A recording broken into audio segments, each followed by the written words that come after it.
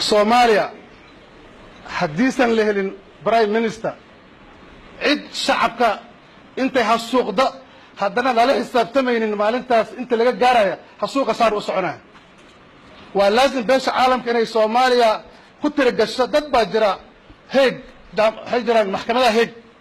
Afrika ay kamid yihiin maalin walbana dad baa meesha lagu maxkameeyo maxay ku dhacday Soomaaliya in hal maalin qof ummadda intuu hasuuqo haddana shacabka iska dhex soconaya si caadi ah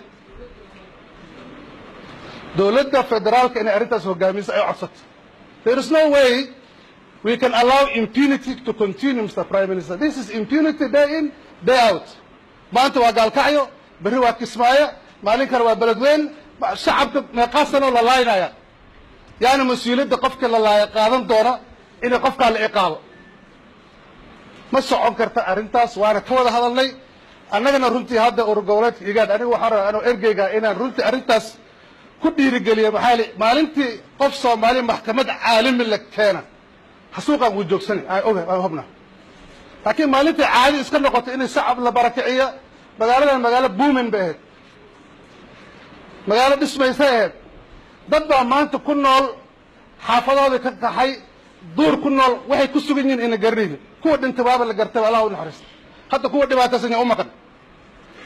markaas qolka soo gashaan wajiin markii la fiiriyo muruga ka muuqata waad wada hanaaqsantihiin yaad u hanaaqsantihiin yaad ka hanaaqsantihiin annaga waxaan u baahanahay Soomaaliyeed your excellencies you must be serious haddii leaders ina noqon karin shacabka loo baneeyo dad madaxdan hogaamin kara ilaahay ha u sahlo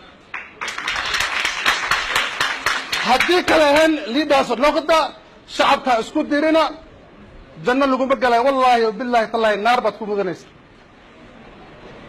annaga intaas ay tahay midda saddexaad prime minister ugu dambayso oo leedahay sheek waa ciidan qaran in la helo Soomaaliya ma dhici karto inay states dhismaan states ka dhismaayeen state walba oo ciidan u yeesho baqa wadama ma tawan wadan ba Soomaaliya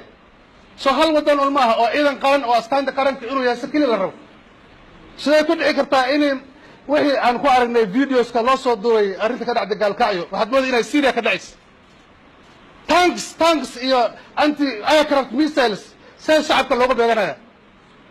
soo waajibaadkii dowladda qaran ma taas ma waajibaadkii dowladda qaran aaway ciidan Soomaali hadda waxaad ka hadlaysaa 2016 maxaad ku gaaraysaa 2016 shacab ma haysin shacab hoobiye la dhacaysaan ma 2016 ku gaaraysaa waxay ila tahay in fikraddaas la bedelo walaalihiin dowlad goboleedka igaad iyo beesha caalamka dhiigooda ku qumay Soomaaliya they are dying in this country hal maalin cid isweydiisa male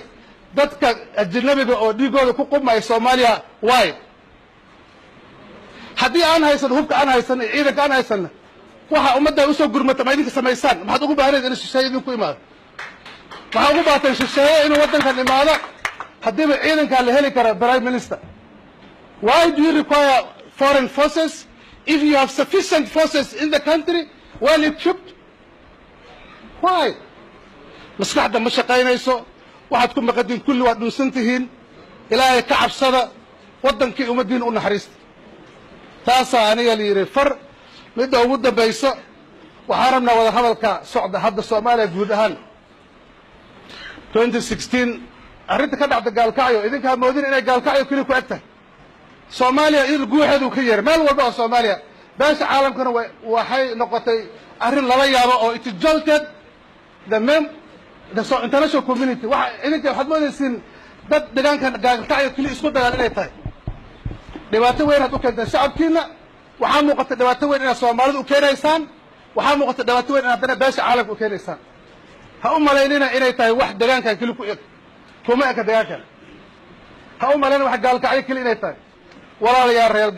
dadka ku nool gaalkacyo magaaladan gaalkacyo ha isku abtirinina walaalayaal waxay yeeshaan walaaltinimadiina ka shaqeeya aanan isku kindirin nabadda nin walbo gaalkacyo ku nool ayay dan u tahay marka laga soo gudbo guud ahaan qaranka haddayba dan kuu tahay amaad ka shaqaysid adigu waxay dan kuu ah ma in la saxeex u baahan tahay ma inaad soo gurmana u baahan tahay generaalka militariga waa ka Soomaaliya u weyn ciidanka kulli prime minister hadii lahaa aniga odayga ha lagu wareejiyo giddigood say wada dhan yihiin wixii Soomaaliya asaga ha lagu wareejiyo asagana mas-uuliyaddiisa ha qaata inay tahay ciidan qaran inay noqdaan haddii saa inay yeelin cabdikariinna ma aha cabdiwelina ma aha hataa prime minister ma aha hataa kii ka dambeeyo iyaga imaado asana ilaa wuxuu ku imaado unbuu lugta la gelaya haddii waxba laga bedelin ani waxaan u baahanahay waxaan walaalayaal Soomaalida halkan iskugu imaatay midnimadiina ayaa muhiim ah arrinta ka dhacda gaalkacyo waa ceeb ceeb ceeb ceeb ceeb ma aha wax lagu farxa waxaan iskugu imaanay wax maalin farxadeed maxaa farxadeed 50 qof aasteen maxaa ku aasteen oo sabab this is shame markaas national titles ay wada wataan it's not proper aniga waxay ila tahay arrintaas ha laga fiirsado waana implementationka prime minister implementationka arrintan la saxiixay